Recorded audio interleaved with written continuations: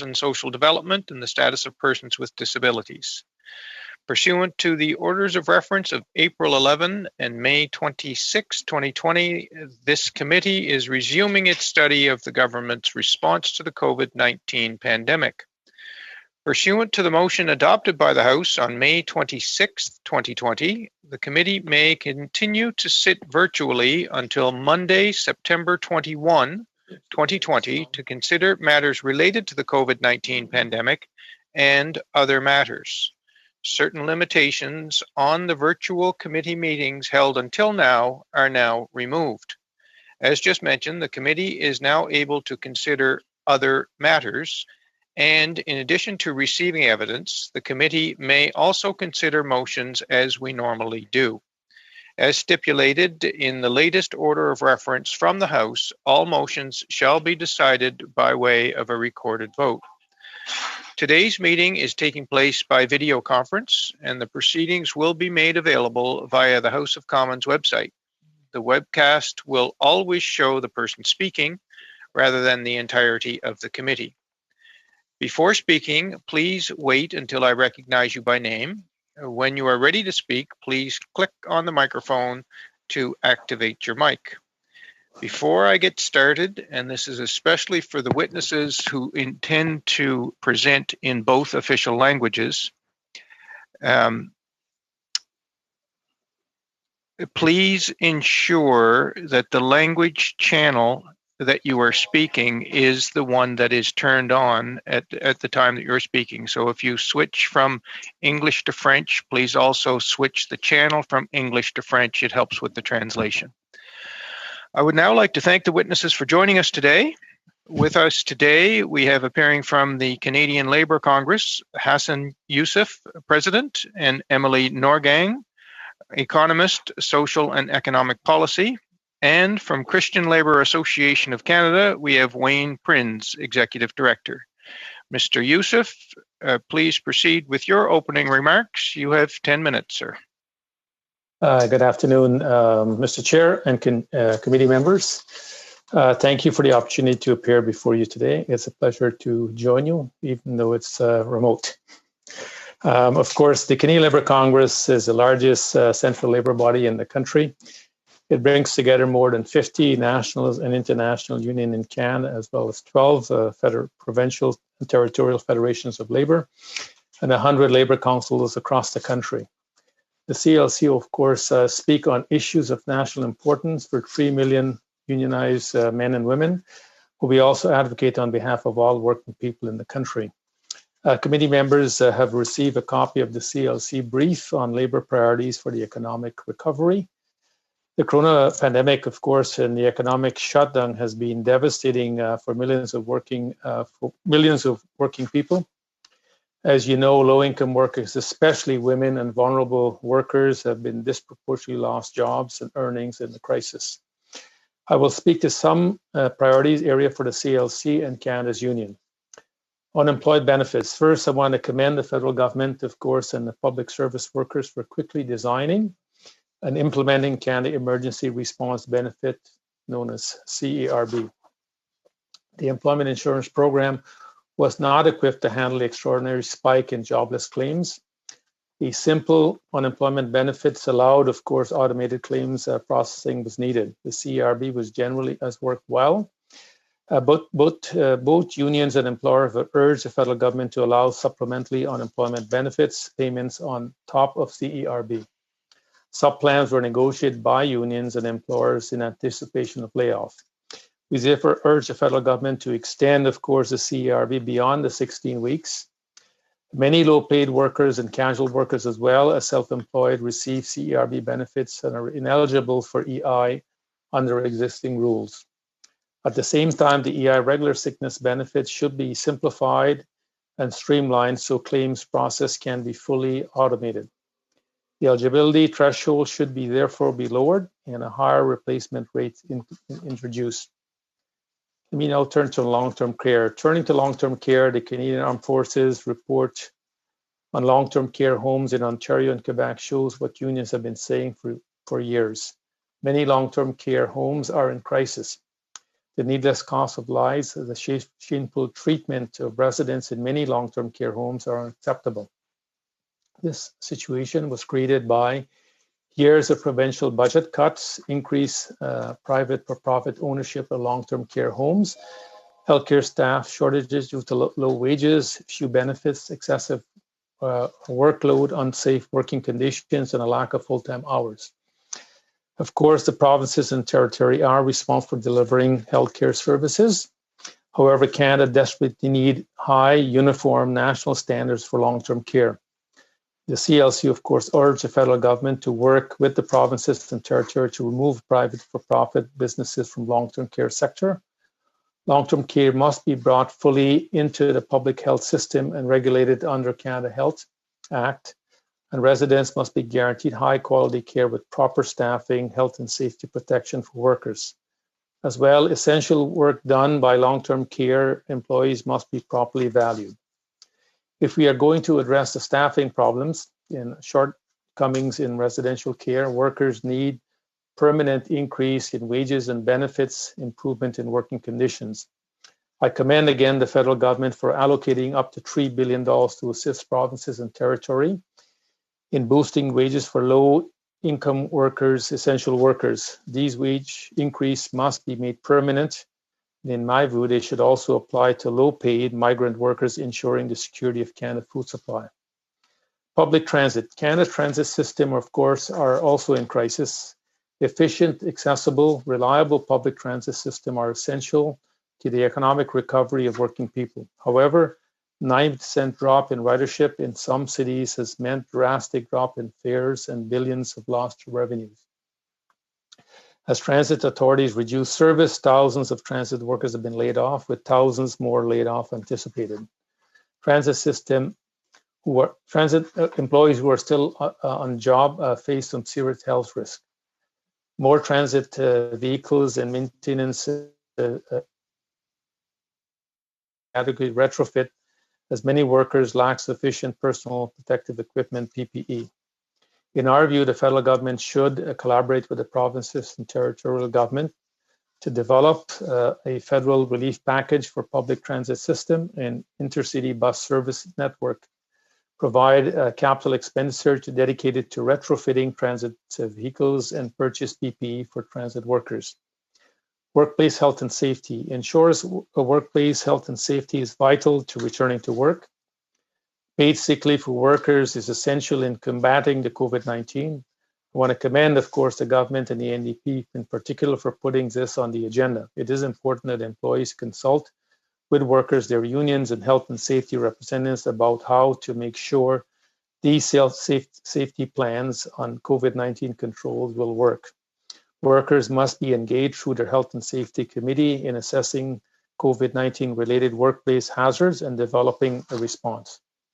This is an important part of good health and safety practices and must include in workplace COVID-19 safety planning. We also need to expand support for workers dealing with mental health and challenges arising from health risk, loss of loved ones, isolation, financial stress, and depression and anxiety. Pharmacare. Before the pandemic, about 10% of Canadians, 3.7 million people in Canada could not afford, of course, medication they need. Now more Canadians cannot afford the medication, and million more workers have lost their jobs, no longer have a workplace drug coverage. During the pandemic, seniors on fixed income are struggling to pay for their medication when they could not get refills month by month as opposed to 3 months prior to the pandemic. We therefore urge the government to accelerate the implementation of a universal public pharmacare as outlined in the Hoskins report. In conjunction with the provinces, the government, of course, should move to immediately provide everyone in Canada with access to a list of essential medications covering approximately half of all prescriptions. This is consistent with the recommendation of the Hoskins report, but represents an acceleration of the proposal and timelines. Pension and retirement security. Turning to the retirement security, layoffs and lost earnings will, of course, have lasting impact on retirement security for many working Canadians. In March, the government reduced the minimum amount must be withdrawn from registered retirement income fund for 2020. In May, the government also announced a one-time financial assistance to seniors eligible for old age security and guaranteed income. The government must also suspend solvency funding for federal regulated pensions. We welcome these steps. The CLC also urged the government to work with the province counterpart to amend the Canada pension. This will also be needed to safeguard CPP retirement benefits contribution, whose earnings have been affected by the economic shutdown and, of course, unemployment crisis. In our view, this should be taken in the form of amending the Canada CPP dropout and drop-in provisions, which has partially protected retirement benefits entitlement for contributors against a period of low earning or zero earnings. In the absence of such extraordinary measures, the CPP retirement benefits for hundreds and thousands of Canadians will permanently reduced, with potential individual lifetime loss of individual and thousands of dollars. Also, if insolvency begin to rise, we would like, of course, see the federal government protect pensions by taking over the administration of stranded pension plan. Green economy and just transition and infrastructure investment. Finally, our view, the crisis has presented a unique opportunity to kickstart the economic growth and create thousands of good jobs for women and men by investing in social infrastructure like daycare, schools, libraries, hospitals, and green infrastructure and related projects like renewable energy, home building retrofit, and public transit. Government can further ensure that projects benefit local communities, women, Indigenous people, and marginalized groups by mandating community benefit agreement on federal funded infrastructure projects. These amendments will not only help us meet our climate target, but also generate thousands of decent jobs across the country. To assist in the process, the government should fully engage unions and working people in the government's economic advisory committee providing guidance on recovery planning. Committee members, that conclude my opening remarks, and thank you for the attention. I'll take any questions you may have. Thank you very kindly. Thank you very much. Next, we have Wayne Prince, Executive Director of the Christian Labour Association of Canada. You have 10 minutes, Mr. Prince. Okay, thank you, and good day, everyone. I really appreciate the opportunity to meet with you today. CLAC is a national union founded on the belief that people, businesses, and work communities flourish when workplaces are based on cooperation and mutual respect. We believe cooperation and partnership between labor and management creates more positive work communities and better outcomes for everyone. CLAC was established in 1952 and is today one of the largest independent multi-sector unions in Canada, with over 60,000 members working in a wide range of sectors and industry, including construction, healthcare, retail, transportation, manufacturing, food processing, and others. Internationally, CLAC is an affiliated member of the World Organization of Workers, for which I currently serve as president. The World Organization of Workers collectively represents 1.5 or so million workers throughout much of the world. We remain independent of traditional labor bodies in Canada, such as the Canadian Labour Congress, who you've already heard from. We have a great deal of respect for the traditional labor establishment, and in many instances, we have come to work in collaboration with their affiliated members on ground level initiatives. That we are not a member of the labor establishment speaks primarily to a different perspective regarding the nature and role of a union in a workplace, as well as worker choice and union accountability. But in many respects, the day-to-day work of our unions is similar, and certainly we face the same challenges in today's environment.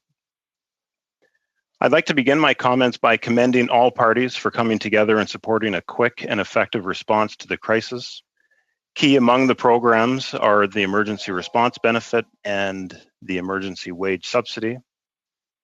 The Emergency Response Benefit has been extraordinarily successful in helping millions of Canadians through the worst of this crisis, and the Emergency Wage Subsidy, particularly because of the significance of it being a 75% subsidy, has literally saved thousands of Canadian businesses and kept millions of Canadians gainfully employed. While these programs will need some adjustments going forward, they will remain critically important for months to come, supporting workers and employers as we rebuild the economy. I want to speak today to a national crisis that, in the midst of this COVID-19 crisis, has taken center stage in the Canadian conscience. CLAC represents nearly 10,000 members working on the front lines of healthcare and long-term care facilities in Ontario, Alberta, and BC. Grace Manor of Holland Christian Homes, which was one of the homes mentioned in the national media last week, is represented by CLAC. These workers are caring for our nation's seniors with amazing dedication and commitment. If you've spent time with these workers, you know how they love the residents and work desperately hard to care for them in such a way that keeps them comfortable and preserves their dignity. They work in an environment that is exceedingly challenging and for money that often falls short of a living wage. The workers use every possible minute of their shift to provide hands-on care for the residents, yet the system drowns them in needless paperwork and documentation, which takes time away from the residents. The expectations and burdens of care have been steadily increasing, yet the rate of funding has steadily declined. As a result, the working conditions are so challenging that finding qualified staff is very difficult. Worker shortages are common, and caregiver burnout is on the rise. All of this betrays an appalling indifference as a society to the care of our seniors. The sector has been neglected by governments across the country for decades, and in fact, CLAC, along with many others, have been ringing alarm bells on this issue for over 30 years. I understand the sector is primarily provincial jurisdiction, but we now understand the issue as a national crisis, and it's a moral imperative for all stakeholders to get together and find solutions to the crisis now. The federal government can play a helpful role in this, starting with establishing a national standard of care for our seniors. This could be achieved by a nationally orchestrated study of best practices that have resulted in superior outcomes. With all that has been said recently, I want to take this opportunity to honor the service of the workers in this sector. We are not upset that the military released their report on the homes in Ontario. In fact, it may finally be the catalyst for meaningful change. But to us, it is deeply distressing to see the frontline workers in long-term care shouldering the weight of public outrage when in fact the guilt belongs elsewhere. The workers remain the heroes in this equation, and the burden is on the rest of us, starting with our political leaders, to fix it. Lastly, I want to talk about the construction industry and work in the skilled trades. CLAC represents over 40,000 skilled tradespeople working in construction and skilled trades. Notably, CLAC represents about half of the construction and contracted maintenance workforce in Alberta's oil sands, as well as about half of the workforce building the clean energy mega project in northern BC called the Site C Dam. We will build much of the LNG Canada project in Kitimat, and when the Trans Mountain Pipeline expansion project ramps up to full activity later this year, over 60% of that workforce will be CLAC members. We are very proud to be building much of the infrastructure in our natural resource sector, which ultimately propels the entire Canadian economy. Through this crisis, construction activity has been an economic lifeline for many Canadians. While the majority of the economy has been shut down, governments across the country declared much of construction work essential.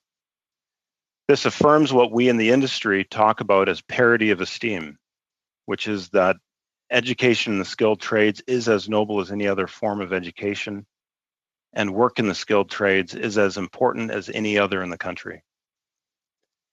It's important to understand that the construction workforce in Canada is comprised of three main groups: the traditional building trade unions, CLAC, as well as other alternative unions, and the third is the non-union or open shop. Each of these groups enjoy a significant share of the market in Canada, and just as Canadians are well served by the competition among political parties, we too are well served by the competition among the players in the construction landscape. I say all of this because there is an important link to what comes next in the economic recovery from COVID-19. As we saw just this morning with the Prime Minister's announcement regarding municipalities, a key response to stimulate economic growth and activity will be major investments in public infrastructure. The federal government alone will spend billions of dollars on construction projects, and so too will your provincial and municipal counterparts. In many cases, particularly on large projects, funding will come from multiple levels of government. In all cases, it is incumbent on governments to ensure this money is spent both efficiently and in a way that achieves the greatest benefit to the community in which it's spent. This idea is what has given rise to the use of community benefit agreements, which are a contractual tool used to ensure these benefits are realized. CLAC, of course, endorses the use of community benefit agreements when they are used properly. By properly, I mean that they identify the desired community benefits and then set in place the conditions and resources necessary to achieve them without losing the benefits of fair and open competition for the work among all players in the construction industry. Sometimes community benefit agreements are used to limit access to the work to only one group of labor. For example, the government of British Columbia has entered a community benefit agreement with the BC building trade unions. This means that on designated projects paid for by all citizens of BC, only members of the building trade unions are permitted to perform that work. The City of Toronto has done the same thing with the Ontario building trades. Evidence suggests that where community benefit agreements are used in this restrictive way, the cost of the public projects increase by 20 to 25%. Imagine 20 to 25% on the billions of dollars of infrastructure money that will be spent across this country over the next decade. This is a critically important issue. Fair and open tendering of public infrastructure, whether under the auspices of a community benefit agreement or not, is the best approach and is the approach the federal government should demand of every infrastructure dollar spent on behalf of Canadians. I will leave my opening comments at that, and I look forward to answering questions from the committee. Thank you. Thank you very much, Mr. Prince. And now we are going to begin with questions, starting with Mr. Viss, please, for 6 minutes. Thank you, Chair, and I'll be splitting my time today with MP Jansen. Thank you, Mr. Prince, for appearing today. I will outline to the committee that my mother was a shop steward, a low-paid shop steward at Bethesda Christian Association for over probably 20 years. So thank you for appearing today. I'm like many other Canadians, I'm very, very concerned about what I've been hearing in the long-term care facilities in Ontario and Quebec specifically. Do you believe that non-for-profit private care faces the same funding challenges that for-profit private care has? Yeah, generally the funding problem is across the board. Certainly there are different nuances, and if you look at the industry as a whole, there is a wide range of, your not-for-profit, your for-profit, and your public facilities. And I'm not aware of any evidence that shows any direct correlation between outcomes and what type of home it is. The issues and the particular problematic kind of experiences that we're hearing more about recently are more to do with across the board funding shortages, where there has been general neglect of just simply not providing the funding necessary to any of the homes to keep those level of standards where they should be. Okay, thank you. That's very important testimony for this committee. Can you touch upon briefly the plight of hotel workers right now? I know in British Columbia that many of them might be on the wage subsidy right now, but when the international events at the Canada Convention Centre in Vancouver dry up in the fall, what's facing these workers? Well, the plight, to refer to it as a plight is absolutely accurate.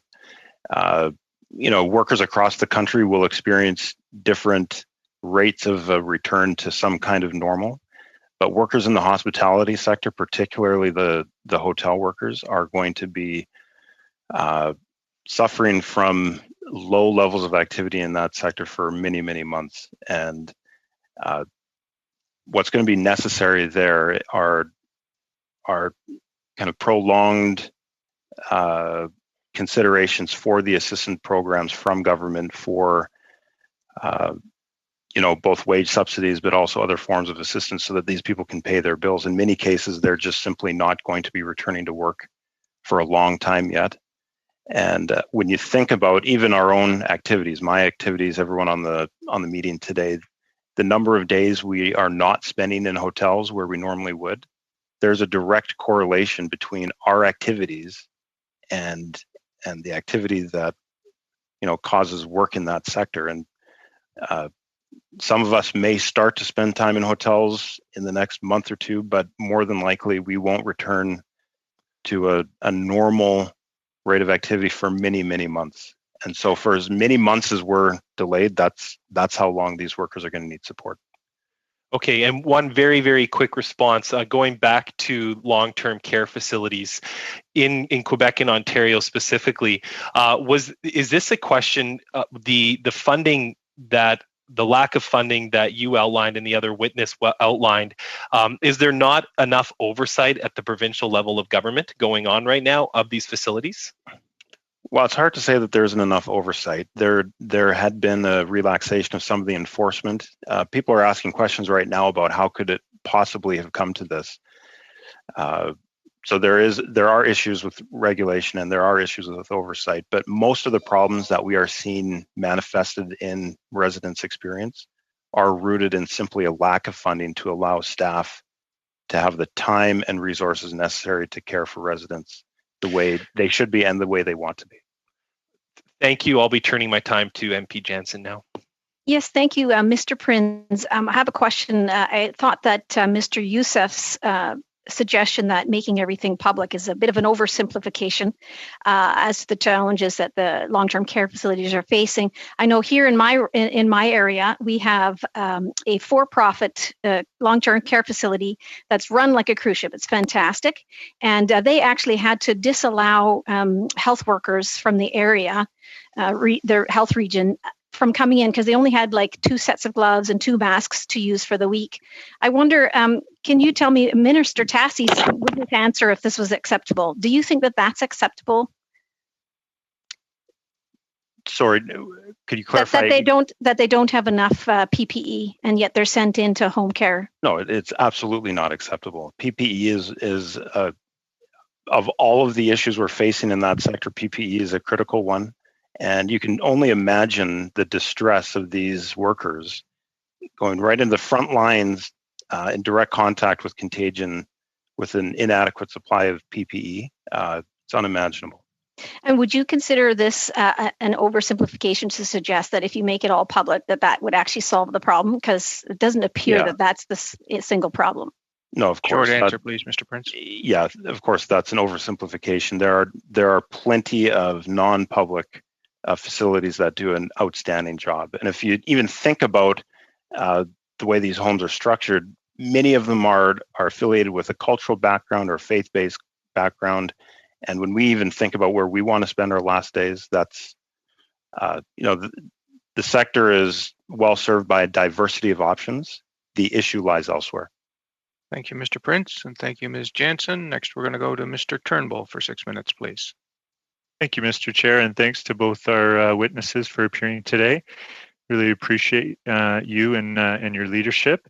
Mr. Youssef, I'm going to start with you. I have a few questions for you, and we'll see if we can get over to Mr. Prinz as well. Mr. Youssef, I want to thank you for your leadership, but I also want to reference a really, I think, important document that the Canadian Labour Congress produced around May 13th of this year that outlined the Labour's vision for economic recovery. I think that that document references the need for applying a gender and racial lens to our economic recovery.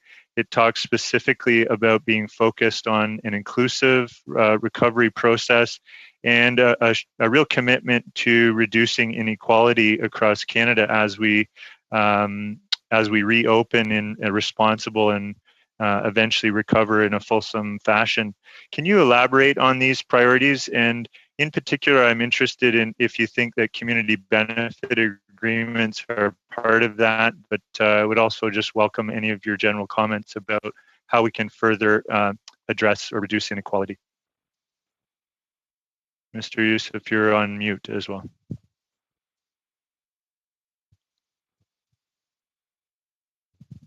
Unmute me. Thank you. Thank you very much for your question. And there's no question in our view, based on the evidence we have seen, and again, on public projects and public investment, how community benefits has been an incredible driver for dealing with income inequality, but equally dealing with the diversity of those who sometimes may not have the opportunity to become part of that sector. It's not only for the workers who might get an apprenticeship or a woman who might get an apprenticeship, but it's also for those small businesses that are trying to, of course, leverage an opportunity for them to access the business at the same time when these projects are operating.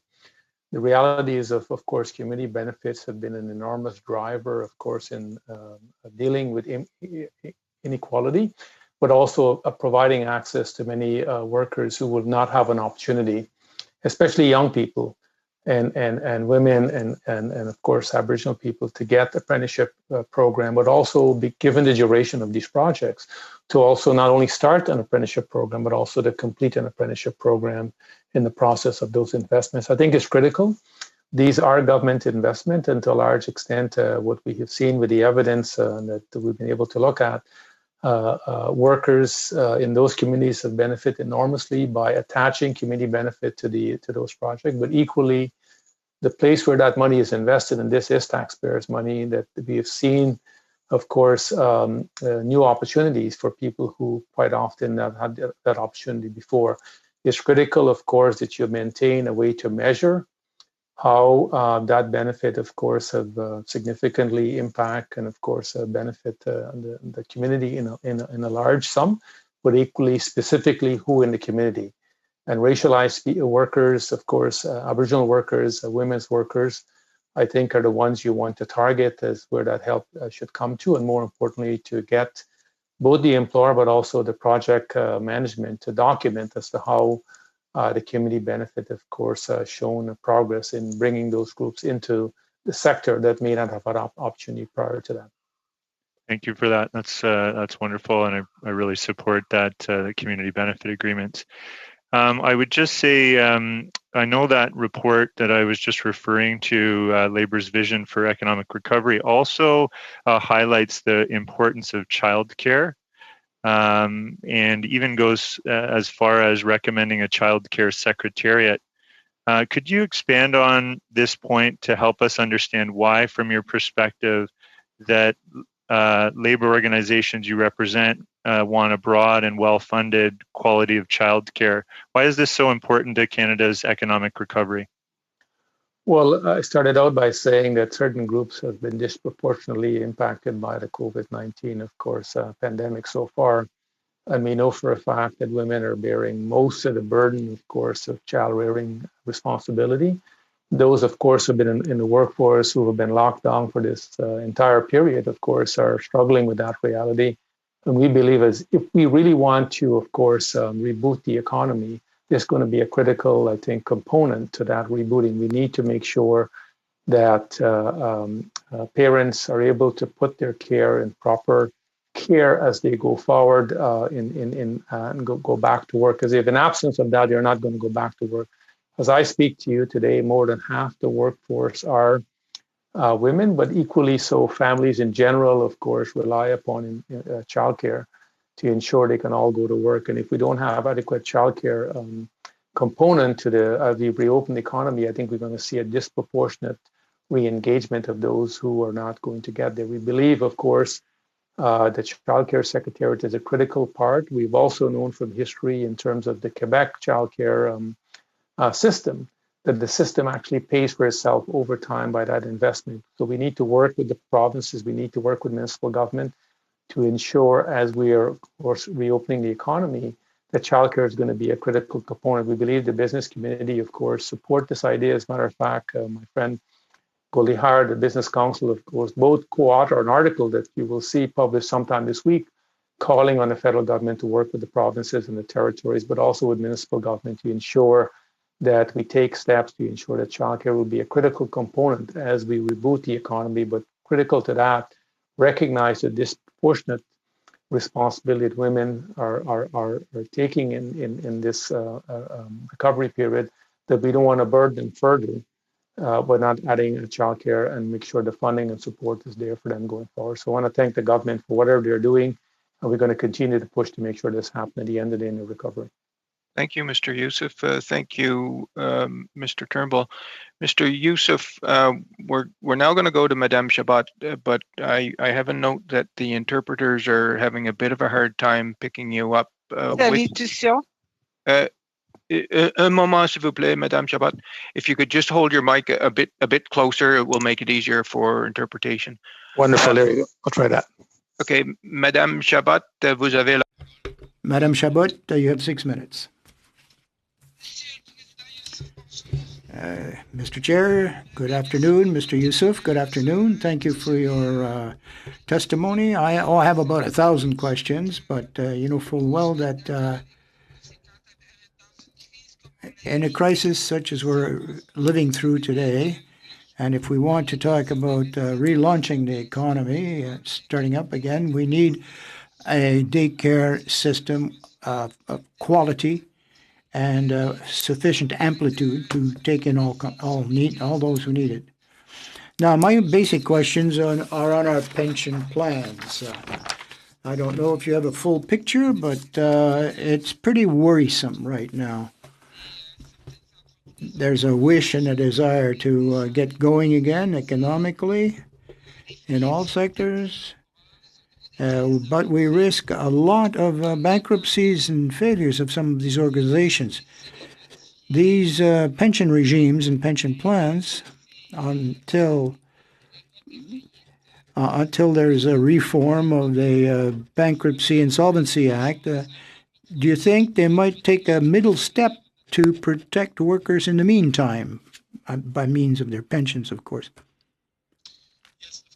I want to thank you for the question. This is an area that's a lot of worries for workers, especially with the reality that some companies might be insolvent during this COVID-19 pandemic.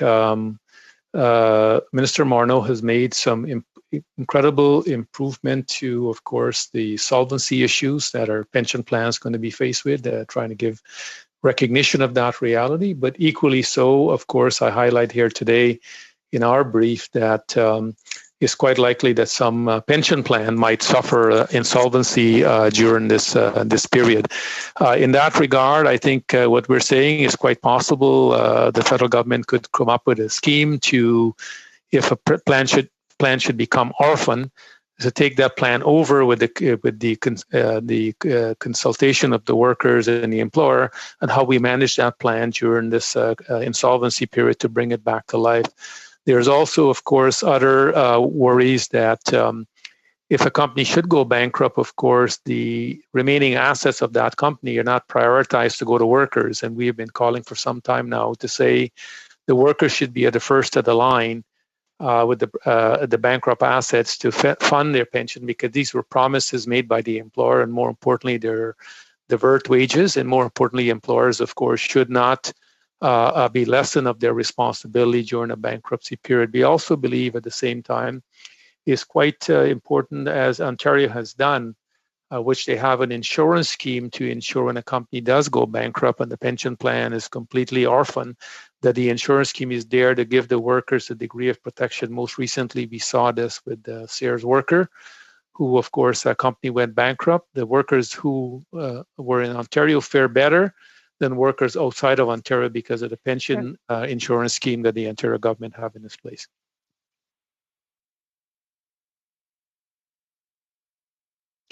The program that's in place for this insurance, is it been formalized, or is it an affiliate, a subsidiary company of those who have created the pension plan? We know that even unions have subsidiary type of organizations or structures. So what's the structure, the nature of this insurance regime in Ontario? And is registered is if your pension plan is registered in Ontario, then you automatically are part of the insurance scheme. You have to pay a premium because your pension plan is registered in Ontario. And should your pension plan, of course, become insolvent and it's not fully funded, of course, the insurance scheme, of course, is there to try to alleviate some, not all, some of the challenges that workers might face in regard to their pension. So any pension plan that's registered in Ontario is automatic. They have to, no matter if their plan is a subsidiary of many other registration across the country at the provincial level. So it's critical for plans that register in Ontario, they automatically have to be part of the insurance scheme. Merci. Une autre question. Thank you. I have a further question of these long-term care homes. You did mention it in your comments, but one point you did not talk about, the money's in Ottawa. What about health transfer, the Canada Health Transfer? But all of these jurisdictional issues, which, you know, the programming, the pay to individual workers, etc., all the administration and operational end of it belongs to provincial jurisdiction. So I think that these transfers should be increased. Would you agree? And if so, how much should we add to it? Well, the transfer payments for healthcare, you know, has been going on and has been a source of tension between the provinces and the territories and the federal government for quite some time. But the reality here, I think that the province also have some responsibility. A lot of the underfunding that's come is because the provinces and the territory have chosen directly to shortchange long-term care, not adequately funded to the degree that is could have prevented some of the deaths, and more importantly, of course, the shortages and the wages of workers are paid in this this sector. And I think it's critical to recognize the province have chosen. I'm not here to simply excuse them that have cut taxes and reduce, of course, the amount of money they have to fund these services. And I think at the end of the day, what we're seeing here is stuff that we have been saying in the labor movement for decades. The reality is you've got staff who's inadequately paid, have to do 3 or 4 jobs to make ends meet, and they're working in these long-term care. Many of them make just about minimum wage. Had it not been for the federal government commitment to give a special boost to pay for these workers, and most provinces are saying that once that funding is gone, they're no longer going to continue to maintain that special payment they're making to workers, even though we know these workers are highly underrepresented. There's no question the federal government can, of course, increase the health transfers to the province, but what guarantee do we have the province are going to spend it on the long-term care? What commitment do we have from the province about enforcing the rules that are going to make sure the services that these seniors are receiving are going to be adequate? And more importantly, we have advocated and says if we take the profit out of it, that means every penny you give to a long-term care facility would be invested in the long-term care facility, not simply be siphoned off to pay shareholders. And I think this is a fundamental question. If you know, most of the businesses have been operating long-term care. They're not doing for the kindness of their heart.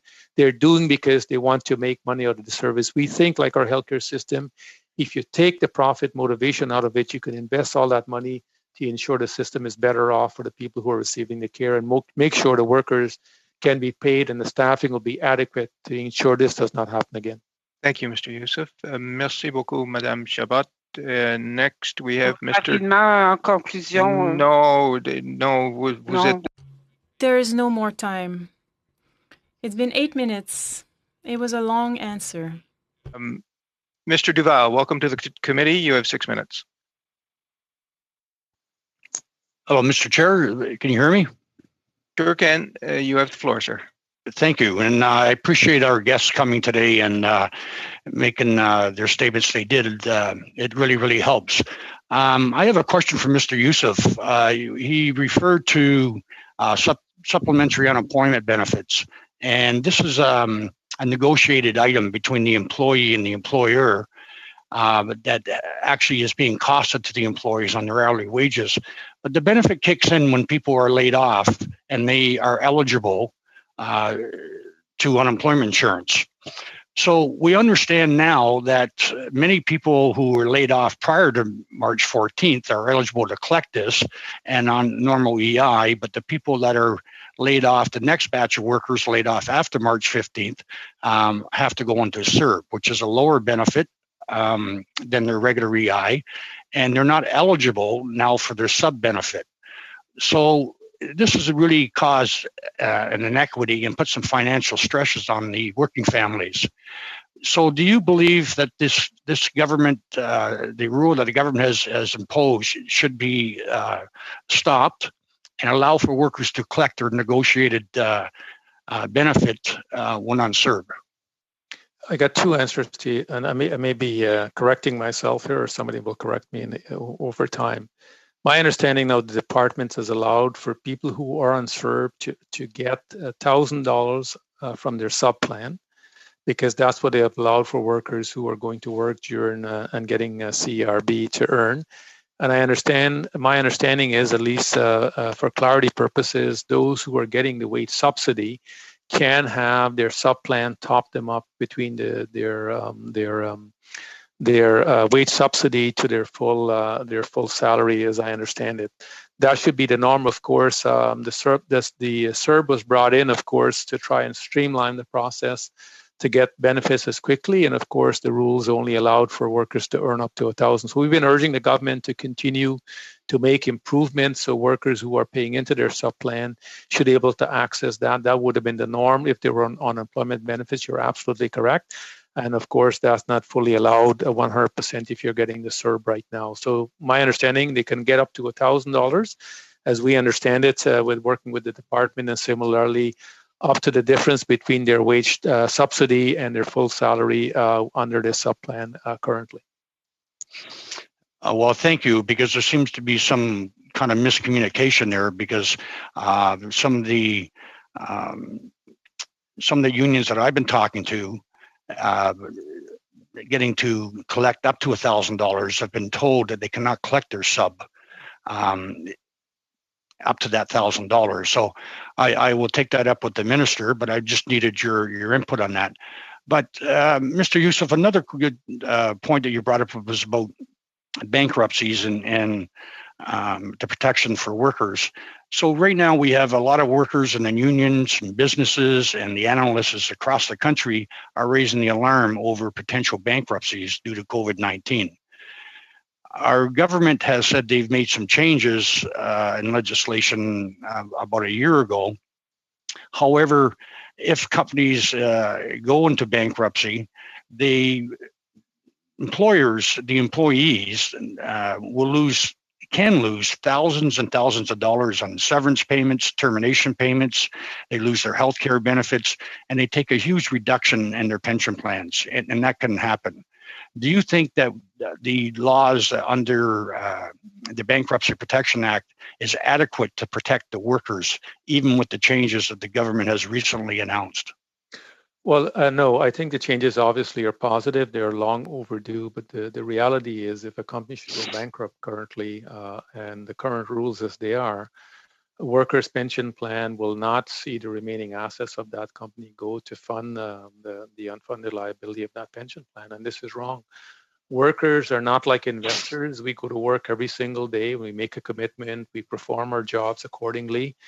And when the company go bankrupt, we should not left to take the risk simply because the creditors somehow are given super priority and workers are told to wait in the line. We've been advocating this for decades to say the law should change. And fundamentally, this is an important aspect, of course, reforms that need to happen. We know that some company was failed during this pandemic. And of course, we're hoping, of course, the pension plan will be better solvent. Now, so far, what we're seeing, the evidence about how pension plans are faring seems reasonable, but at the end of the day, if a pension plan was in trouble before the pandemic, this problem of the pandemic has just made it that much worse. So we think workers should be prioritized, and the bankruptcy and insolvency law in this country does not serve workers to the full extent it could, and changes need to be made. And do you believe, Mr. Youssef, that these changes should be coming, the government should be working on these changes immediately to protect the workers that may happen going into the future? Absolutely so. There's no reason to have workers starting to panic about the fact that their pension plan could be in trouble, and their company could be even further trouble about whether or not they're going to remain in their employment at the end of the day. It will take a lot of stress. As you know, when you spend a lifetime working, you expect at the end of the day to ensure that you're not worrying about where your pension is going to be there, and workers should not have to be put in that situation currently. Thank you, Mr. Youssef, and thank you, Mr. Duval. Next, we're going to go to Mr. Albus for 5 minutes, please.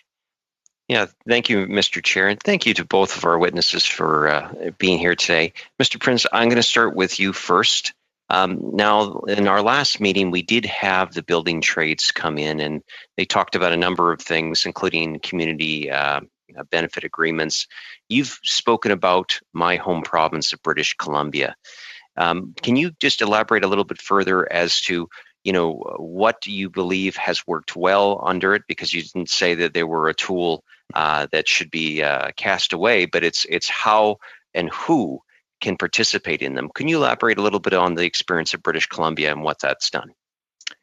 Well, why we say we support community benefit agreements is because, as we heard earlier, there are a lot of good community benefits to pursue in the spending of public money.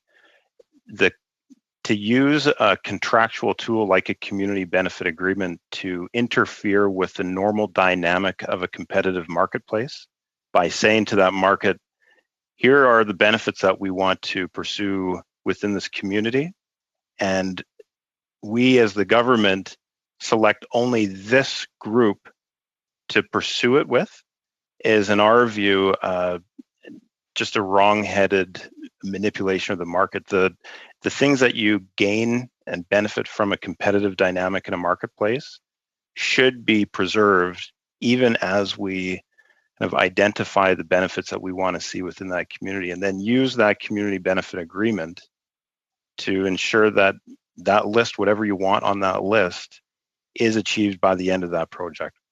So when in these community benefit agreements, if there is a proviso for we want to have a certain amount of apprentices, we would like to see involvement of First Nation communities or particularly marginalized groups or persons with disabilities, you would be in favor of that as long as the community benefit agreement was open to anyone to bid for. Is that correct? Absolutely. And if you look to your province, because you'll be familiar with the replacement of the Pattullo Bridge. This is a massive infrastructure project. All of those things that you just referred to are objectives for the community on that project, which is absolutely great. No one can argue with whether that's a good desire. The problem is that it's been kind of packaged in this restrictive, exclusive agreement that prevents a whole bunch of British Columbians, the vast majority of construction workers in British Columbia actually, who are not members of the building trades, they're not welcome to work on that work. And from a public policy perspective, what's equally alarming is the fact that you artificially inflate the cost of these projects by massive, massive numbers. And all that means, sorry. Well, no. You're obviously, as someone who's concerned for the taxpayer, I think you've raised the point that taxpayers will be paying more. But quite honestly, if these CBAs are not allowing non-unionized or unions such as yourself to not participate, what does that do to your members? Does that put them where they have to go further away, to other jurisdictions that don't have these CBAs, or do they join the unions that have the monopoly? Well, every worker is left to their own choice. Some will join the union, some will look for work elsewhere. I should note that the agreement in BC is the subject of a lawsuit, alleged, among other things, that depriving workers of the choice of which union to represent them is a breach of the freedom of association, which is kind of a cornerstone of Canadian labor law. So that's playing itself out. Of course, I'm concerned about the choice and opportunity for our members. I'm equally concerned about the value that taxpayers get for the money that they spend. Not that they're going to spend more overall, it's just that they're going to receive far less infrastructure. Okay. Governments will still spend $10 billion. They'll just have way fewer pieces of infrastructure to show for it. Yeah, I appreciate that. Now, the building trades also talked about their support for development of Canada's potential in terms of pipeline access to be able to export our products to the world. Where is your union on this? Absolutely. We of course support a shift towards a greener economy and everything to do with a more sustainable environmental impact of our lives. But Canada is a resource-based economy, and it is not wise to pretend that it's anything else. And so, sorry, I only have so much time, sir. So I appreciate that. And you've used it all. Thank you, Mr. Holbus, and thank you, Mr. Prince. Over to Mr. Dong for 5 minutes, please. Well, thank you very much, Chair. And I want to thank the panelists for joining us today, taking time out of your busy schedule. I've been listening carefully, both your presentation and the Q&As. It's very helpful. And I want to go to Mr. Youssef first.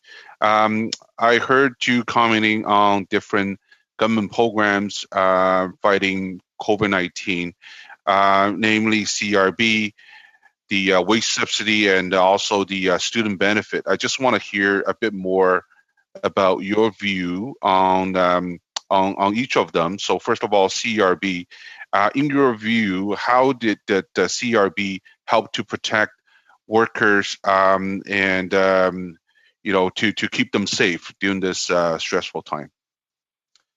Well, as you know, none of us chose to shut the economy down to prevent the spread of the virus. And as a result of the decision made by our government, I think we had to find a way to quickly, get benefits to workers. The creation of the CERB and, of course, the portal in which the public sector workers were able to deliver that in such a speed is actually monumental for the country. We owe them a great debt of gratitude, but also the government a debt of gratitude in which how quickly this was, developed. The reality that the CRB is a unique benefit. It is not where some workers, if they were able to collect EI, would be. Some may be higher, some may be lower, but the reality, I think it struck a balance. And I think for the millions of workers that are getting today are very, honored that it give them a monthly amount that they can rely upon to meet their needs.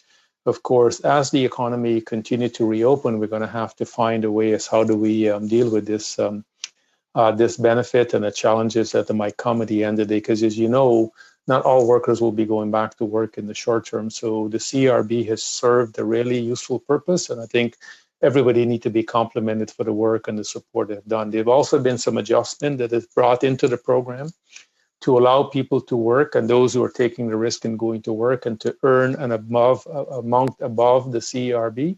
I think that's been good. We may have to still make some changes as we go forward. On the wage subsidy program, the expansion of it to cover 75% of wages up to a threshold of $800 and something per week has been a good, decision. It made sure most employers can stay attached to their workplace with their employer rather than being laid off at the end of the day. And we've seen a number of companies that have reversed the initial decision to lay their workers off and to keep those workers on the payroll. The government, of course, as you know, have expanded the wage subsidy program to up into the fall. And we're going to continue to encourage some of the employers who are currently in that program to continue to maintain those workers on their payroll, because it's better to have workers to have the attachment, but equally the security to know that they still have a job. They're not completely laid off from their employer. They might be going back to work.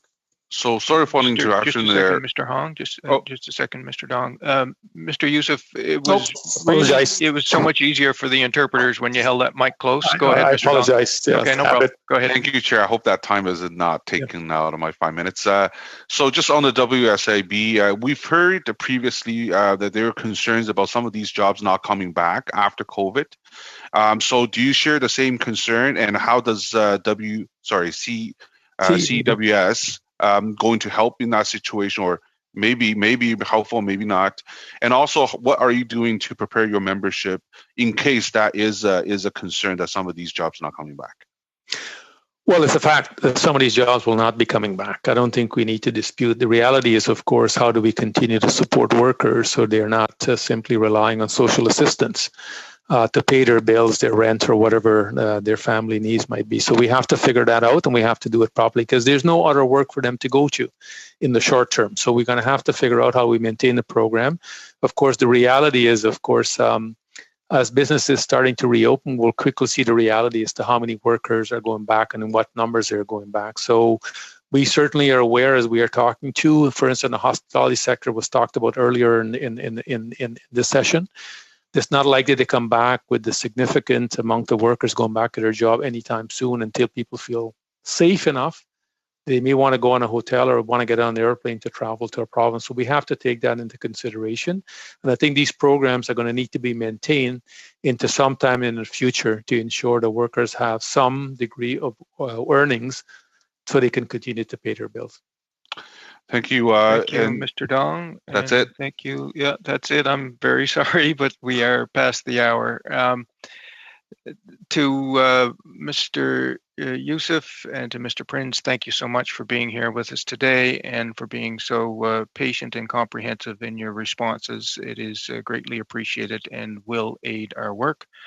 We are now going to suspend for 3 minutes while we allow Mr. Prinz and Mr. Youssef to be on their way and to welcome the next panel of witnesses. So we are now suspended. Thank you kindly.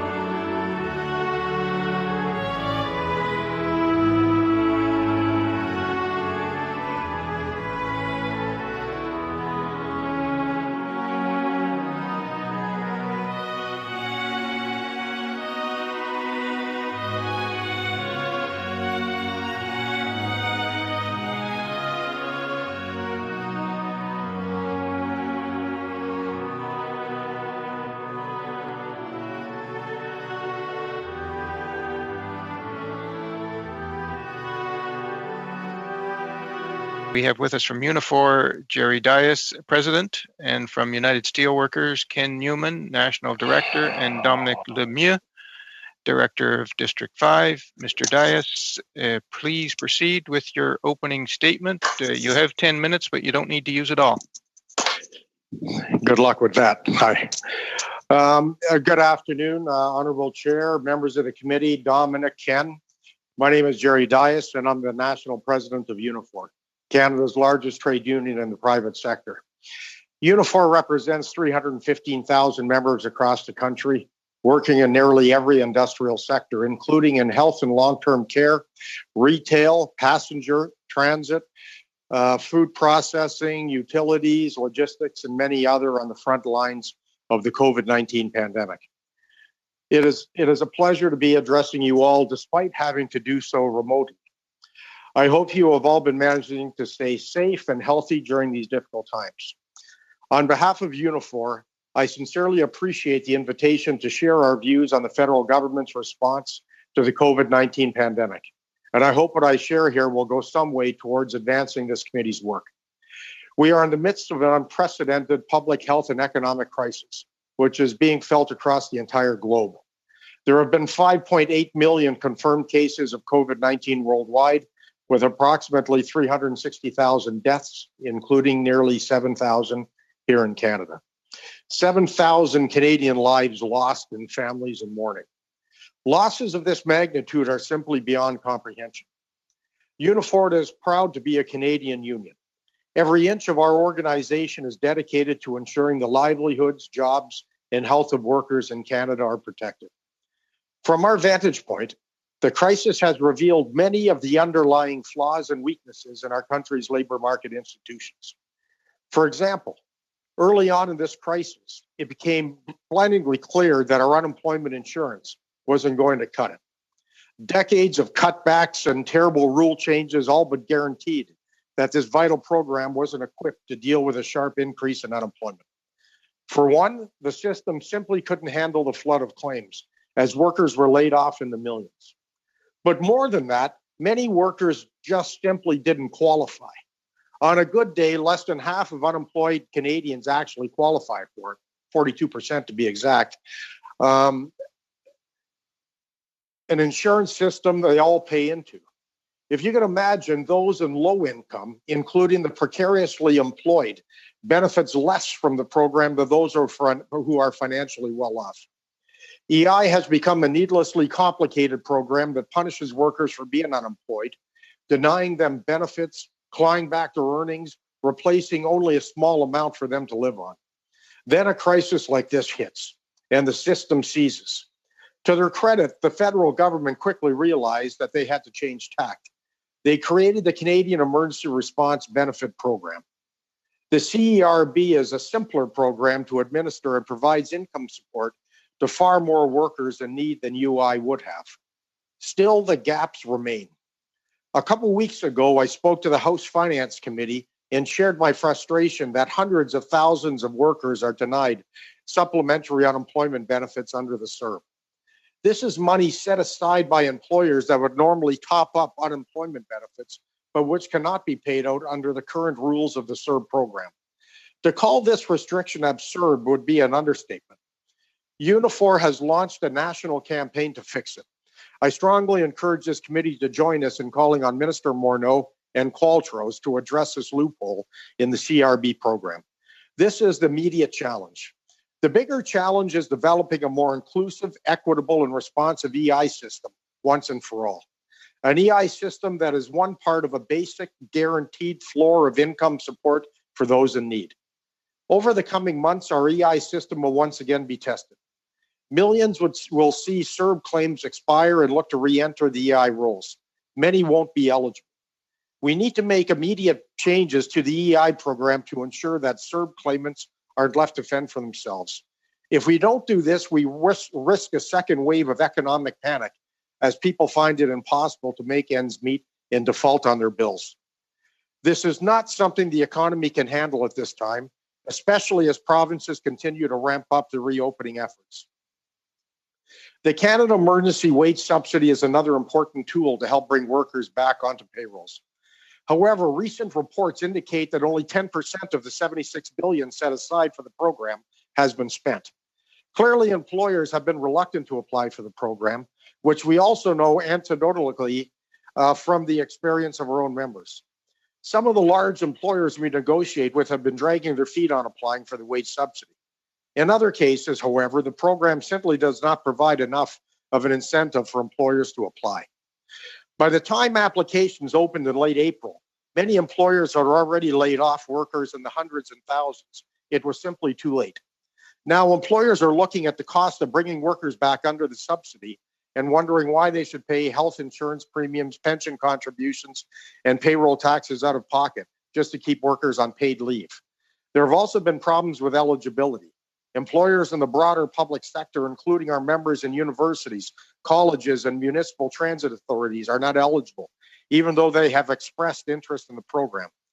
Finance Canada recently issued a call for feedback on the program, and Unifor has urged the government to revamp the program by expanding eligibility and covering workers' health insurance premiums and other non-taxable contributions. All told, our income security policies in Canada need a major rethink. This obviously includes EI and the wage subsidy program, but our understanding of income insecurity has to extend well beyond that. This crisis has shone a spotlight on the low pay and increasingly precarious working conditions many workers have been forced to bear over the last few decades. It has also brought into clear view the gendered pay divisions of care and service work and how deeply undervalued this work is. Unifor would like to see continued progress on implementing deep and lasting labor law standards reform, including a new federal minimum wage of at least $15 an hour and permanent paid sick days, amongst other changes. Provinces must follow suit. We recognize, too, that income security has as much to do with employment as it does other affordability issues, such as housing and rent, transit and mobility, drug coverage, and childcare. These matter as much to a seamless economic restart plan today as they do to developing a vision for a better, fairer Canada tomorrow. This is not a time for Canada to think small. This is a time to bring our best ideas to the table. Universal pharmacare, universal childcare, a 4-day work week, ideas like these that enable us to reverse course on rising job market precariousness. Ideas that Unifor will be raising in more detail over the coming weeks as we unveil a comprehensive framework for Canada's economic recovery. If anything, this pandemic has shown us lack of government investments and dependency on global markets for essential goods and services can only backfire during a time of crisis. Whether it is PPE, food, or critical products like zero-emission vehicles, we need to rebuild our domestic supply chains strategically to strengthen the economy, protect the environment, and stabilize jobs. This means a more active, dynamic, and engaged government, a government working in the public interest, a government that is willing to be an active economic player, one that is ready to roll up its sleeves and chart a path to generate economic activity and good jobs, and not simply slash taxes, sign terrible trade deals, and then hope that private industry comes to the pump. Workers in Canada deserve better than that. Let's use this crisis as an opportunity to change how we approach industrial development, one that puts workers in Canada first. Unifor stands ready to help. Thank you, and I look forward to your questions. Thank you very much, Mr. Dias. Thank you. Next, we're going to go to the United Steelworkers. Mr. Newman, I'm advised that your sound quality isn't great. I think let's start with you, and I think you indicated that if we're having trouble with interpretation, that Mr. Lemieux also has a copy of your remarks. But let's see how we get along. I may have to interrupt you if we stumble on translation. So you have the floor, Mr. Newman. Please go ahead.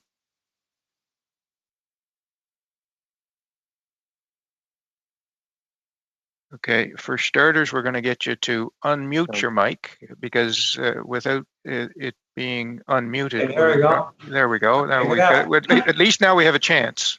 Good afternoon, everyone. I'm Ken Newman, the National Director of the Steelworkers, and with me is Dominic Lemieux, our Quebec Director, and we will take 5 minutes each.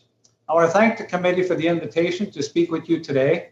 We have spoken to the Finance Committee on the government's response to COVID-19 pandemic, and we are happy to deliver a message to this committee as well. Like so many Canadians, our members are deeply impacted by the current situation. Steelworker members work in every sector of the economy, from frontline healthcare workers to industrial, forestry, and manufacturing workers, miners, security guards, and university workers. Each of these sectors have been affected in different ways, from mass layoffs for some to desperate scrambling for PPEs to our members in the front line. To say nothing of the horror faced by our members who work in long-term care, this medieval conditions our elders have been subjected to is nothing new. COVID-19 merely exposed what happens when long-term care is left out of the country's strategy for universal health care. We believe that has to change, and the federal government should take charge by including long-term care in the Canadian Health Care Act. Just last week, our members in the Basic Steel production met via Zoom to focus on what must happen to ensure secure future of an industry that once owned by Canada by Canadian companies, but now is entirely foreign owned. Some of our steel plants are shuttered or close to it, while infrastructures like bridges are being built. Excuse me, Mr. Newman. Yes. It looks like we are unable to provide interpretation with the sound at that quality. Okay. Is it still an option to hand your script to Mr. Lemieux? I'm fine with Mr. Lemieux taking it. Okay. Monsieur Lemieux, vous avez la parole. Bonjour tout le monde, vous m'entendez bien? Hello all, I hope you hear me well. Yes? Yes, it's good. So you'll understand, I'll pick it up. But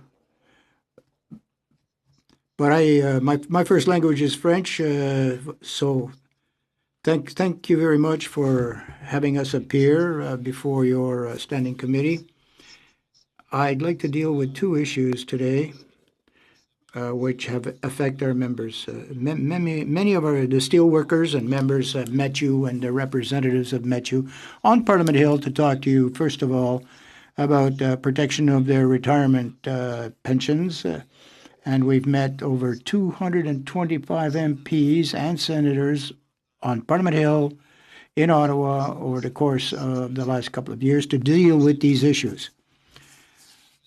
Our retirees have gone through some horrible experiences over the last years because of creditor protection laws, etc. In Sorel a few years ago, Sears Canada, maybe in Montreal, White Shell, and in the North Shore of Quebec. Sorry, Mr. Lemieux. Could you see what language choice have you made for your presentation?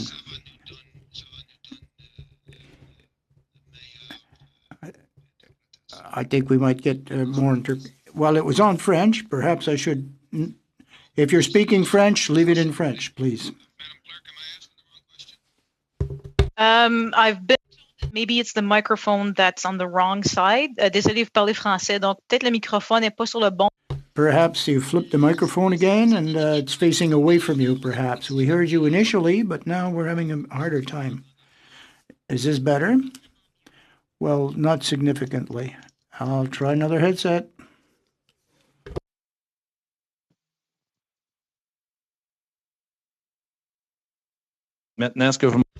Now do you hear me better? Much better. Okay. Success at last. Thank you. More recently, we've, on the North Shore, Montreal area, a company called Cliff that went bankrupt and left our retirees high and dry, no drug plan, no medical plan, and a truncated, severely truncated pension plan. So when a retiree sees a loss of 20% of his set income, it's going to change how they live. In the 2018 federal budget, the government said all Canadians have the right to arrive at retirement with calmness of heart, and employers must show goodwill and good faith towards their employees. I don't think we can't just depend on goodwill and good faith. I think we have to amend the legislation on insolvability and bankruptcies. We know that companies are financially at risk in many cases because of the COVID pandemic. There are going to be bankruptcies, I'm sure, and with this financial shock, with the underfunding of pension regimes, we've tried forever to negotiate these things, but particularly for those who are already retired. More than ever, this points to the need to adapt, modify, and reform the Bankruptcy Act in order to protect the social benefits of workers and retirees. They're the last on the list when banks, insurance companies, municipalities, and school boards have had their share following a bankruptcy. We're not looking to be the number one creditor on the list, but we want to make sure that we don't get a deal with a business that'll go under bankruptcy protection and then we see nothing. We'd like to get in ahead of the banks, the municipalities, the insurance companies, and the school boards. The real people who have worked and paid into that plan should have to come first. If a retiree reaches 85 years of age, his pension is going to be cut by 21%. It's going to be extremely difficult to take that. For the major banks, for the insurance companies, for municipalities, and even some school boards, they can tighten their belts a little bit and they can live with it after, rather than penalize the retirees. At last session of Parliament, the steelworkers supported two government initiatives and one of the Senate that were going in that direction. So the House and the Senate, Parliament in other words, has had the opportunity to discuss these issues. We certainly hope that you will continue in this same vein to reform the law and protect our retirees here in Canada. The second point I'd like to deal with specifically is the tourism, restoration, and hotel sector. The workers in this sector, as you know, as steelworkers in Quebec, we represent 4,000 workers in the hotel, restoration, and food industries. 80% of these people have lost their jobs during this pandemic. The CERB has, of course, helped these individuals, but experts are saying that it's going to take between 18 and 24 months before the economy is back on that sector of the economy is back on an even keel. They were already suffering from labor shortages, and to retain these individuals so that the sector can depend on a reliable source of manpower, we'll have to do something to make sure that they're still around when this pandemic is over. Often, it's in summertime, the tourism is high and people get to build their hours in order to qualify for employment insurance.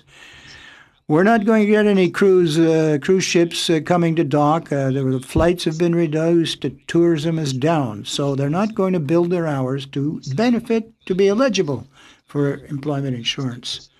For the tourism sector, it's going to be a dead season, a lost season. So when the CERB comes to an end and is finally comes to an end, what are they going to do? So our first recommendation would be to extend the CERB benefit, extend its validity. I know you've done something recently to help fisher folk and the fishing industry. We should like to benefit from the same style of intervention. And what will become of the tourism industry without any workers? I'm sure that you have at heart the best interests of these individuals who work in this sector, and I thank you for having heard me out. And thank you, sir. Beginning with Mr. Waugh for 6 minutes. Mr. Waugh, you have the floor. Thank you, Mr. Chair. And Mr. Waugh, Mr. Long. Not Mr. Long, Mr. Waugh, please, for the Conservatives. Okay, thank you, Monsieur le Président, Louis Chabot, je juste m'assurer. Mr. Chair. Mr. Waugh, just a second. Madame Chabot, avez-vous, Mr. Waugh, just le règlement? Madame Chabot, point of order? Well, I don't know. I would say I do. I just want to make sure that with the time that we have left for this meeting, that you will perhaps reallocate so that there's best use of the time, fair use of the time. I'm trying to do my best to offer 6 minutes to each participant. Monsieur Waugh, la parole est à vous. Mr. Chair, and I'm going to share my time with Regina Louvain MP, Mr. Steinley. We'll start with Mr. Diaz. I don't really have any questions for Mr. Newman or Lemieux. Mr. Diaz, I was part of your union for some 40 years. I'm a broadcaster. And then in 2015, I was elected as a member of Parliament. I will say this, the committee that was formed about a year and a half ago by the government to dole out $595 million to media bailout is just starting to get formed. They named a committee chair about a month ago. Is Unifor on this 5-person committee? Yes or no? You're muted.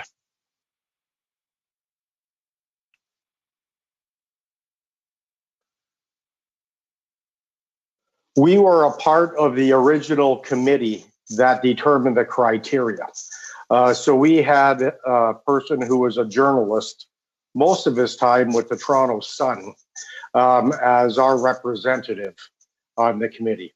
As you are well aware, the committee that put together the rules basically had Unifor as well as representations from industry and all the other segments of the industry. Yeah, I'm aware of that. So was there a conflict of interest that Unifor, representing so many media outlets in this country, would have a big say where the $595 million goes? To me, that's a conflict. Point of order, Chair. Yes, okay, we have a point of order. Just hang on a second, Mr. Dias. Was that from Ms. Young? Yes. Go ahead. Yes, I just am questioning the relevance of this line of questioning. What does it have to do with what we're discussing today? The very much so. Of very much so. Okay. Look, very much so. Thank you for that point of order, Ms. Young. Without hearing from the other side, I'm inclined to agree with them. The composition of a committee that determines where funds go is highly relevant to what we're studying. Go ahead, Mr. Dias. Yeah, no, please. I welcome the question. I'm used to answering questions of people that know very little of what they're talking about. And obviously, that's where that question came from. The bottom line is, oh, yeah, excuse me, I'm speaking. I listen to you. The bottom line is you know that the work of the original committee was to put into place a structure. The role of that committee was not to determine who got what. And I think you know that. But the bottom line is if did Unifor have a role in determining who gets any of the money? The answer is no. That's all I wanted to know from you. But when I get phone calls from every newspaper in this country, still waiting for some of their money, a year and a half later, and they continue to lay off employees, they continue to ask their Unifor members to take 5 or 10 or 15% off their wages. That is an issue for me. That should be an issue for you. Yep. This committee hasn't even got started yet. And every newspaper in this country has cut staff while waiting for this committee to get up and going. What are you doing about this, representing the newspapers? Oh, I'm doing a heck of a lot more than you have done as a member of Parliament. The simple reality is your party, your newspapers. You talk about me. Excuse me. You know, I was a member for 40 years of your organization. Okay? Good. Not as a journalist. You're a member of the CEP. I was also a member of Unifor. at CTV. How long ago was that? Well, you should look it up. You got my $1,500. Point of order. Listen, I'm used to dealing with. Okay, hang on a second, Mr. Diaz.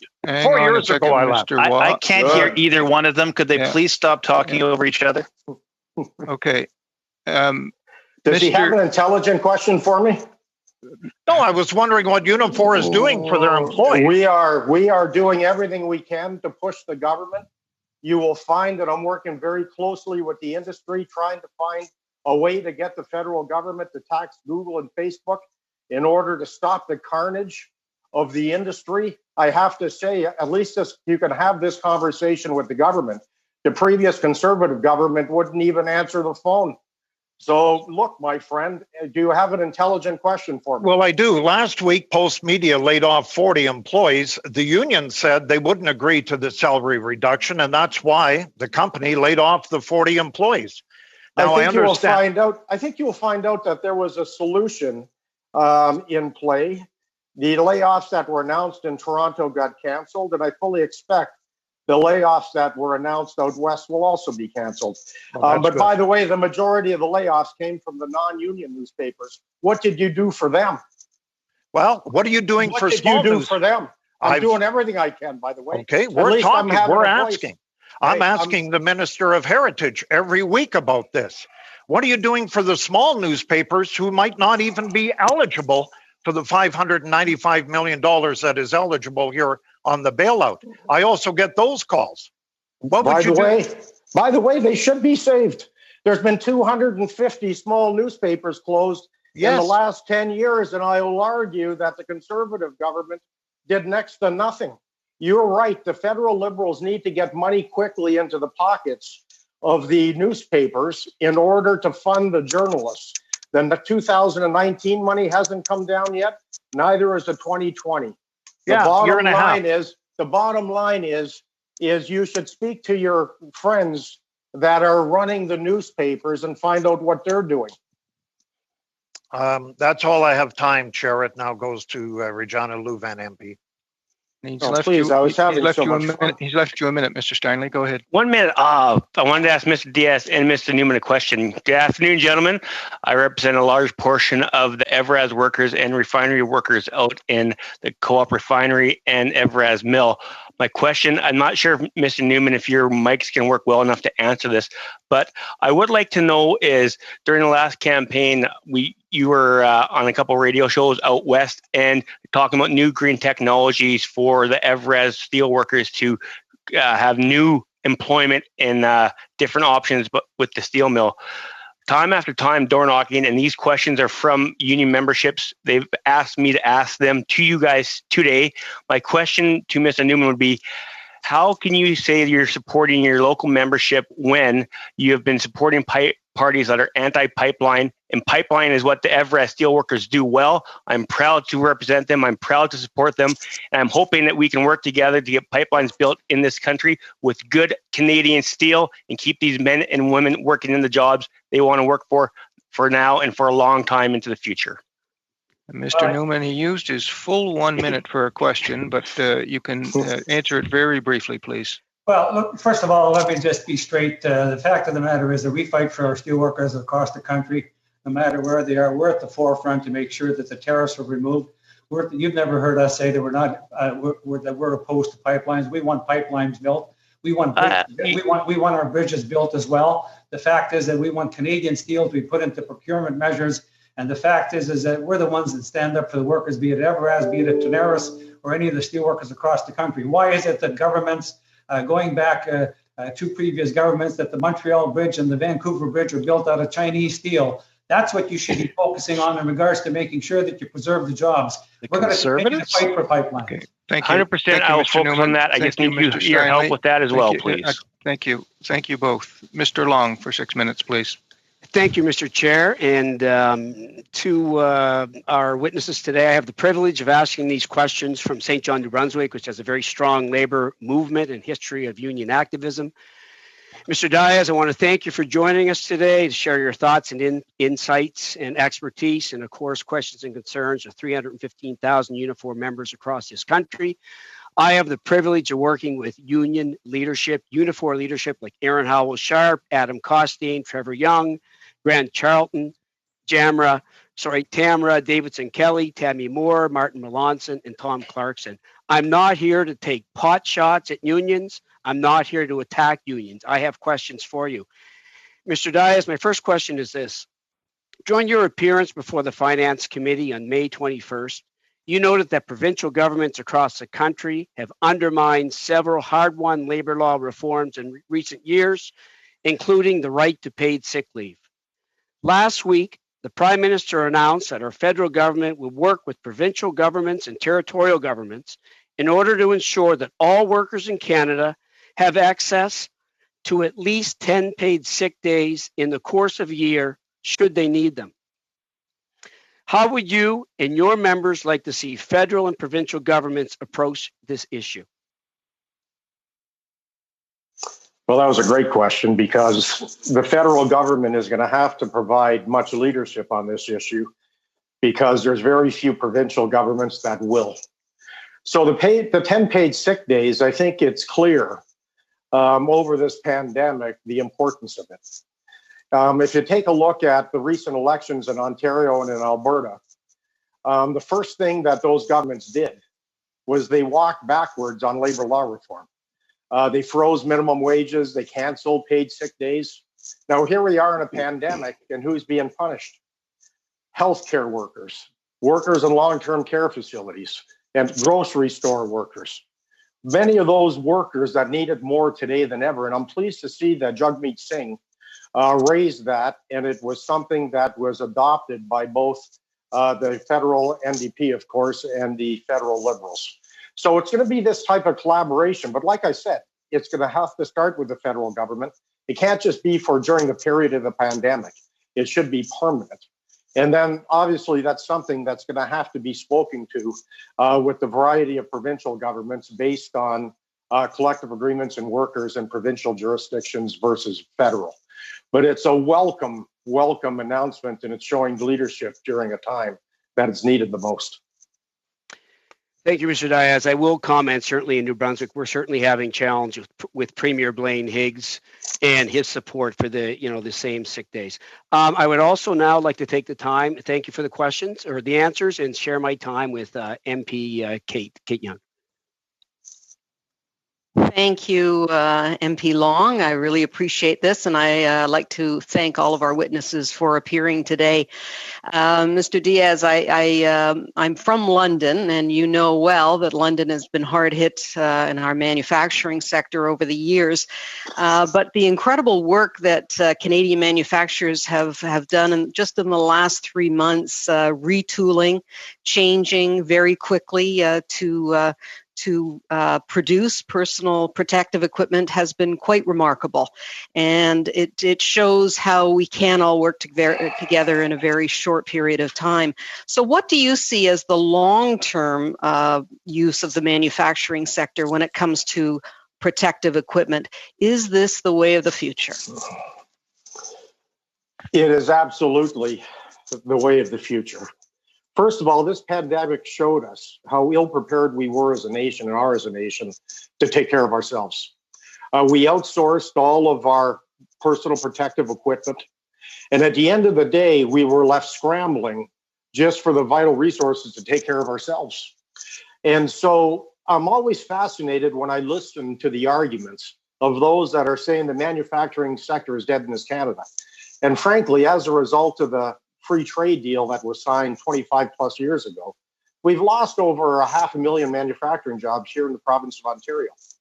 So I'm fascinated that as everybody talks about the gig economy and the transformation and getting away from manufacturing, who stepped up to the pump during the pandemic? The industry, the auto parts industry. I can take a look at Bombardier and Thunder Bay. I can start to walk through the Hiram Walkers of the world. The manufacturing sector stepped up and transformed to provide some of the basics that we need. So it's clear that if we're going to have a strategy as we come out of the pandemic, it's clear that we're going to have to take a look at where the jobs really are and what it does take to have a stable economy. And that's going to mean that the government is going to have to concentrate on a strong manufacturing sector. It's the only way to keep people employed. It's the only way, frankly, for us to stabilize our economy. And I also wanted to commend Unifor on your women's advocacy program. But as you know, women are hardest hit through this pandemic.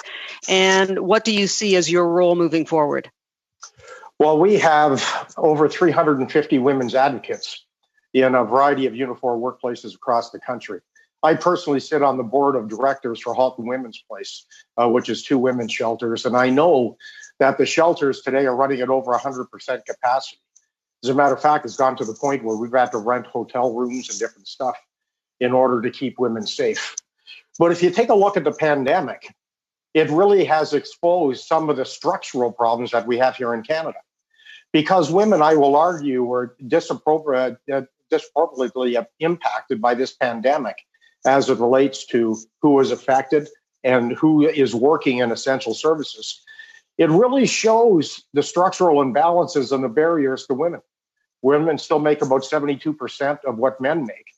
But this is probably the best time I could even think of for a national childcare strategy in this country. Because if we're going to have true equality, you have to eliminate the barriers. Because as progressive as men claim that we are, women still hold the burden of work within the household as it relates to child rearing. Therefore, childcare is a good start. Thank you, Mr. Dias, and thank you, Ms. Young. Suite, nous avons Madame Chabot pour 6 minutes, s'il vous plaît. Merci, Monsieur le Président. Thank you very much, Chair. First of all, I'd like to recognize the major organizations such as the Steelworkers, the Unifor, and the other groups that we met earlier today. Any crisis such as this and any relaunch of an economy, it's a social project. And we need the assistance of all the participants, including labor, at all costs. It was a little hard to put up with some of these debate unquotes. However, I have many questions. I can't ask them all. Earlier today, I did ask a question 3 times because I insist on its importance. It's not everyone that will be able to, pick up the job where they left off. Tourism, we just talked about it quite a bit, and there's losses that will not be recuperated. It's a really major crisis. And we also have to review the unemployment insurance or employment insurance regime from top to bottom. However, the question is addressed to either any of the witnesses. Monsieur Lemieux. Yes, on the tourism, hotel, restoration sector, it's very, very important for us to ensure that we protect these workers. Very, very often, they're not seasonal workers, but the summer time is a maximum period of time where they can qualify for employment insurance. They've got to get their hours in order to get their ticket, so-called. So either extend the CERB or take a look at what happened last year to see what they had as hours to qualify for the coming season. There's got to be some flexibility there so they can not lose the benefits. 90% of these individuals were laid off or furloughed when this pandemic was declared. Absolutely so, Mr. Lemieux. And as you know, we were one of the parties that proposed changes to the insolvency bankruptcy laws. We know that you've made recommendations, for a long time now, not only during electoral campaigns. Expand a little bit on the pension plan situation. Well, let's say a company goes bankrupt and they have a shortage in compensation of $10 million, let's say, underfunded. The banks will get paid first, the insurance companies second, and then municipalities, and in some cases, school boards. If there are 500 individuals who are retirees already in receipt of a pension, they lose up to 20% of their pension. And that's a hard hit. If an individual worker has 86 years old, he's getting $800 a month, and the company goes broke. He'll be losing $200 of his $800 every month. That's catastrophic for this individual. And he'll never replace that lost money. A Canadian bank is never going to go bankrupt because it didn't get $10 million. There's no insurance company that's going to risk a bankruptcy because they are short $10 million. Take a look at Maybe in Montreal, household appliance company. Well, Montreal is on the list. The municipality is on the list of creditors, and they get their money. They're not going to go broke if they lose $1 million, $2 million, even $5 million.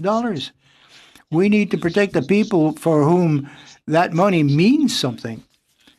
They may not be able to get a job back on the labor market after, but right now nobody can. We're not looking to hinder the uptake by businesses of getting back to business. In fact, it's quite the contrary. We want to make sure that they're in good enough shape to get back to business. But don't forget, the banks are making $10 billion a year. So it's just incomprehensible that they should be first in line in front of these Mr. and Mrs.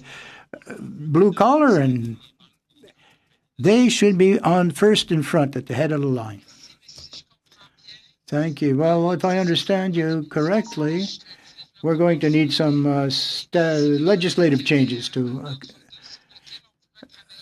Is there any halfway step that we could take, some first step to get towards that to protect the nest egg of the average retiree?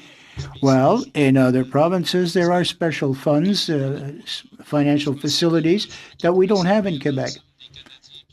One thing that might serve better Canadians is to change the Bankruptcy and Insolvency Act for corporations. It's something that could be done, I think, handily and quite efficiently. In the short term, well, bankruptcies, failures, we're going to see more during a crisis period than ordinarily. But even in ordinary times, there are bankruptcies and failures, and we should attend to that. Thank you, Madame Chabot. Monsieur Lemieux.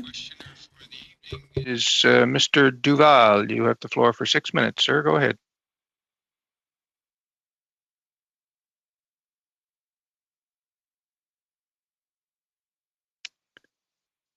Mr. Chairman, are you talking to me? I am indeed. You have 6 minutes. Sorry. Go ahead. Okay, thank you. And I want to thank our witnesses for coming in today. And I certainly respect and appreciate all the work they do for Canadian workers and all the supports they give. Mr. Diaz and Mr. Newman, they both mentioned in their statements the amount of sub money, the supplementary unemployment benefit. I know it's a negotiated benefit. And I know the Unifor has done a great campaign along with the steelworkers of trying to get this corrected. I've been told in an earlier session that it is the people are allowed to collect sub while on CERB up to $1,000. Are you aware of that? Mr. Diaz, Mr. Newman? Well, from what I understand, they're talking about, there can be a top-up, of course, of CERB up to $1,000. But they were very specific in the last communication on May 8th that no SUB could be used, period. So here's how ridiculous the ruling is. Normally, or generally, workers would end up on EI to a maximum of $573 a week.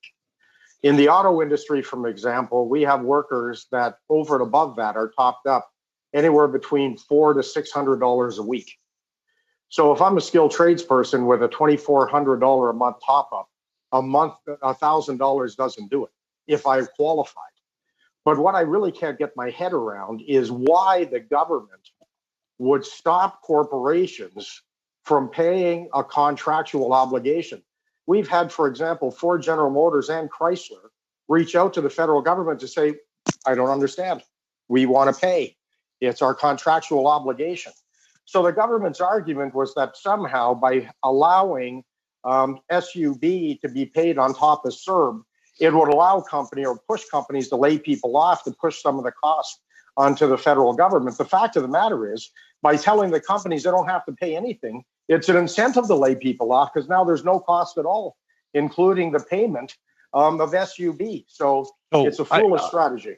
I agree. And Mr. Newman, are you aware of the $1,000 that we're being told now that you can collect for sub-payments as long as when you're on CERB?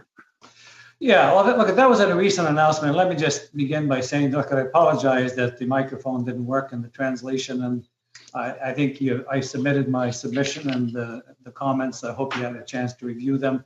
Look, it's no different than Unifor. We're in the same situation. We go to the bargaining table. We've set aside this money, the sub-plans. We've been encouraged to negotiate. That money's been there. It's been there collectively. It's no different when we negotiate pension plans. That's money that comes out of the package and is put there for the workers to be utilized when in need. You can't think of a better time than now to basically be in the need. We had early indications that the government was going to allow the sub to go through, and obviously that's gone sideways on us. And I think, as Jerry just said, the $1,000 doesn't really get you to what you really need to, if you're in that high wage income, if you're a tradesman. We have it in the steel industry and whatnot. We're in the same boat. So it's a ridiculous thing. The government can fix it, and they need to fix it. $1,000 just doesn't do it. When there was a commitment initially that they would grant us to use the sub funds. I mean, those are funds that everybody in good faith went to the bargaining table, signed off on the dotted line, and that's going to be there for the benefit of the workers when required. And I thank you for that. And Mr. Lemieux, you mentioned about Bankruptcy Act, the Insolvency Act, and I know that you guys have done some great work.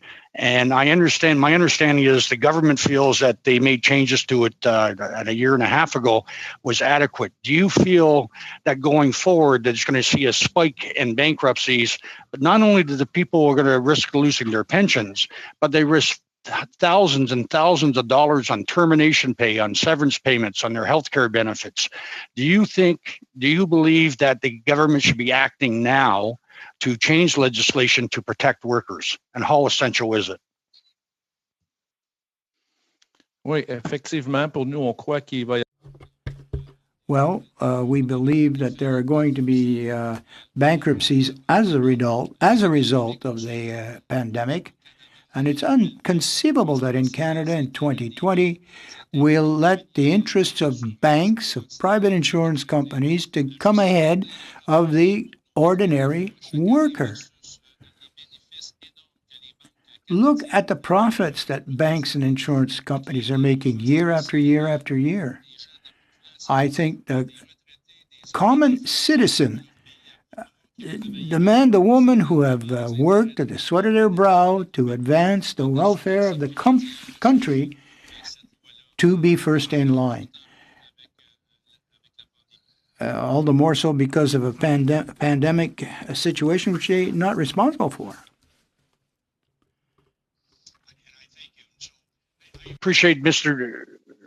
Chair, that I know we're running out of time, but I just want to thank Mr. Dias and Mr. Newman and Mr. Lemieux for all the work that they do.